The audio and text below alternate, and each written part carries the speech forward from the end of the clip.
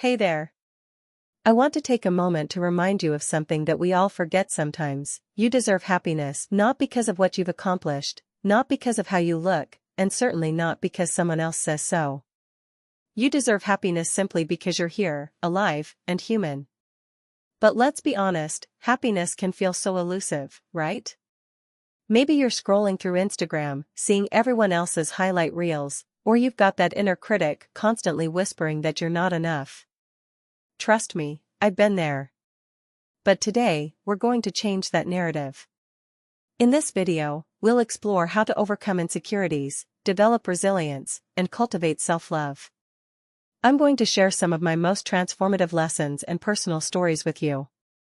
And by the end, I hope you'll feel empowered to embrace who you are and create a life that truly lights you up.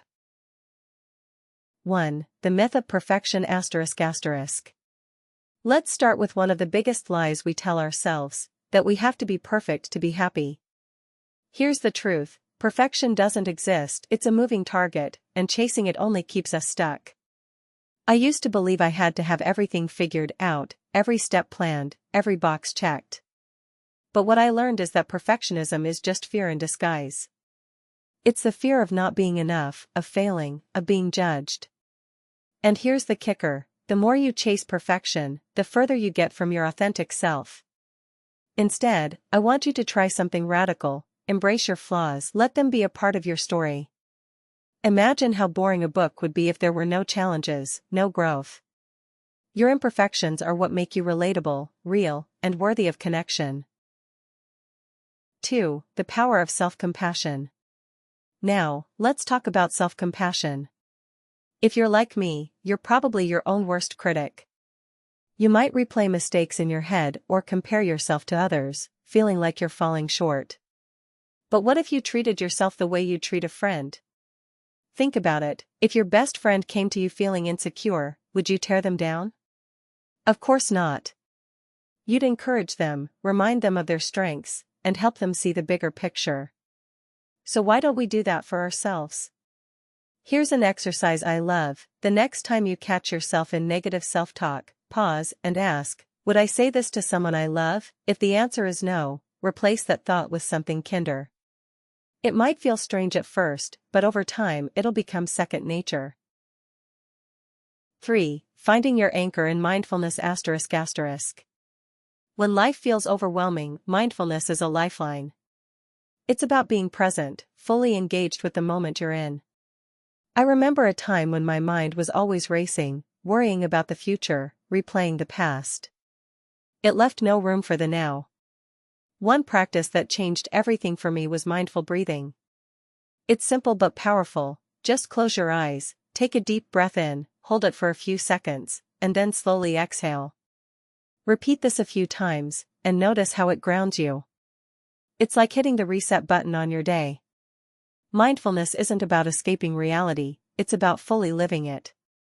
It helps you appreciate the little things, the warmth of the sun on your face, the sound of rain, or even the taste of your morning coffee. When you start noticing these moments, you realize happiness isn't something you find, it's something you create. 4. Lessons from failure ***. Let's talk about failure. Ugh, right? No one likes it, but here's the thing, failure isn't the end, it's a beginning. I once took a big risk on a project I believed in, only to watch it fall apart. At first, I felt devastated. I thought, what's the point of trying if I'm just going to fail? But looking back, that failure was one of the best things that ever happened to me. It taught me resilience, clarity, and what truly mattered. Failure isn't a reflection of your worth, it's just feedback.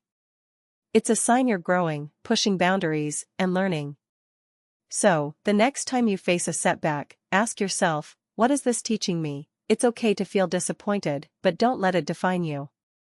Use it as a stepping stone, not a stumbling block. 5. The importance of priorities. Life is short. That's not meant to scare you, it's meant to wake you up. If you're constantly chasing things that don't align with your values, you'll always feel unfulfilled. So ask yourself, what really matters to me? For me, it's meaningful connections, personal growth, and making a difference. When I started prioritizing these things, I felt lighter, more joyful. It's not about doing more, it's about doing what matters. Here's a quick exercise. Write down 3 things that bring you joy and 3 things that drain your energy. Then, look at your calendar. Are you spending more time on the joyful things or the draining ones? If it's the latter, it's time to make some changes. I want you to know that no matter where you are on your journey, you're doing better than you think. You're learning, growing, and becoming the person you're meant to be. And yes, it takes time. But remember, you're worthy of happiness right now, not someday, not when you achieve X, Y, or Z. Right now. If this message resonated with you, take a moment to reflect on what happiness means to you. What small step can you take today to move closer to it? Maybe it's journaling, calling a friend, or simply saying something kind to yourself. Whatever it is, start now. You deserve it. Thank you for spending this time with me. If you found this video helpful, please like, share, and subscribe for more content like this. Let's keep growing together. Until next time, take care of yourself, you're worth it.